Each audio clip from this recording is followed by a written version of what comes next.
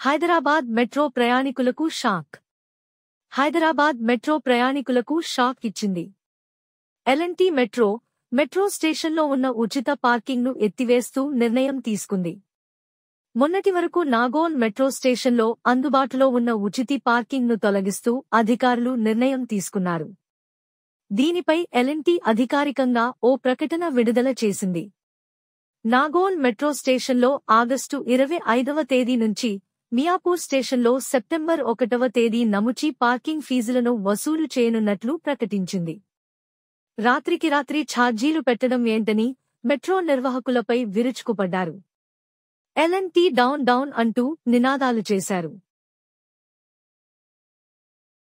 The mad reporter. We work for ground reality and genuinity.